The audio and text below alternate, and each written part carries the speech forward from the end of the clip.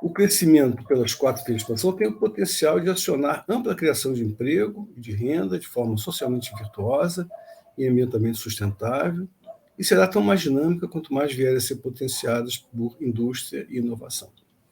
São as frentes de expansão que irão puxar a economia, inevitavelmente são são essas quatro, vão mover a economia, e é delas que partirá o sinal básico para um novo ciclo de industrialização. Isso é desejável, é viável, é estruturalmente viável pôr em marcha um programa de longo prazo com essa intenção. No que se refere especificamente ao papel da ciência e tecnologia em geral, obviamente um grande responsável para que se alcance o objetivo de promoção dos encadeamentos produtivos é a inovação tecnológica. Nesse momento, uma boa política de inovação, inevitavelmente, vai ter que passar pelas perspectivas de transição digital, transição energética, transição ambiental, que ocorre em todo o mundo. Esse é um aperfeiçoamento importante em relação aos governos progressistas prévios que nós tivemos. Cada frente de expansão requer missões, programas e políticas que são quase sempre específicas, são próprias a cada uma delas, em todos os âmbitos, no social, no ambiental, no produtivo e no macroeconômico. Agora vamos dar exemplos para cada célula da matriz. Esse é o que eu vou fazer agora. E vamos começar com a coluna de políticas sociais, que é a primeira coluna que está aí. Tá?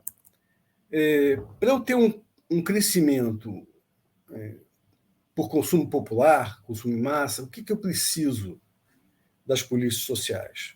Eu preciso de aumento do salário mínimo, de liberação do orçamento das famílias, de gastos com saúde e educação com gratuidade e qualidade, que é para disponibilizar o orçamento para consumo de massa.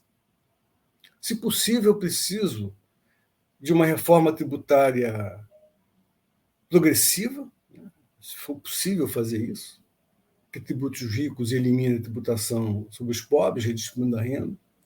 Eu preciso de uma renda mínima da cidadania, ajudaria muito isso, organizar bem isso, que é a proposta do Suplicy.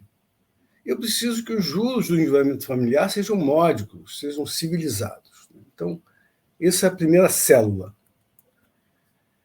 Nessa frente de serviços sociais, a lista de políticas é longa. Há múltiplas formas de se fazer ao mesmo tempo justiça social, criar renda e emprego. Por exemplo, previdência universal e solidária, ampla assistência social, suporte aos cuidados com bebês e terceira idade. Acesso universal, igualitário de qualidade, à educação, da creche à universidade, à saúde, segurança alimentar e sanitária, fortalecimento do SUS, universalização do acesso à rede de água e esgotamento sanitário, comodicidade tarifária, subsídios à habitação popular, enfim, a lista é imensa, subsídios à internet para as classes menos favorecidas, gastos em cultura, esporte e lazer, segurança pública cidadã, como bem mencionou o governador, progressão dos direitos trabalhistas, redução da jornada de trabalho, quem sabe um dia a gente consegue isso, remuneração pelo trabalho com igualdade de gênero, étnico, racial, oportunidades para a juventude, redução das desigualdades regionais, reforma tributária progressiva, reforma urbana e fundiária para uma cidade mais justa, com acesso universal a moradia de qualidade. Na célula que cruza as políticas sociais e a frente de expansão em atividades intensivas em infraestrutura, o que se oferece imediatamente como prioridade é a mobilidade urbana, o acesso à energia elétrica no campo, a modicidade tarifária para as populações menos favorecidas em transporte, energia elétrica e telecomunicações. E nas atividades intensivas em recursos naturais, a ação de política social fundamental é atenção a pequena e média propriedades e reativação do PRONAF. Então, eu vou agora para o cruzamento da linha de bens e serviços de consumo de massa com a coluna da macroeconomia. Para ter um crescimento por consumo popular, eu preciso de políticas que combinem crescimento rápido com estabilidade de preços e aumento do salário mínimo. Também preciso de crédito barato às pequenas e médias empresas. Na frente de serviços sociais, eu preciso do fim do teto de gasto, de políticas financeiras que incentivem os micro e pequenos empreendimentos. Vocês vejam que, para cada frente de expansão, tem um conjunto específico de políticas macroeconômicas que precisam ir em auxílio, né, para desobstruir as frentes de expansão e viabilizá-las, dar celeridade, energizar as frentes de expansão. Na frente de atividades intensivas em infraestrutura, eu também preciso do fim do teto de gasto.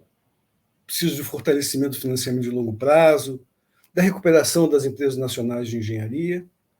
E nas atividades intensivas em recursos naturais, a gente precisa de tributar as exportações. A Lei Candir é uma das grandes enfermidades macroeconômicas brasileiras, junto, possivelmente, com as margens bancárias que se cobra aqui. Precisamos de garantia de plena participação do Estado nos ganhos de extração do petróleo, mas com precificação que concilie a rentabilidade da Petrobras e a modicidade de preços de derivados. Isso é perfeitamente possível fazer, foi feito no passado com êxito. Preciso de estoques reguladores na agricultura, financiando com juros módicos ao pequeno agricultor, etc.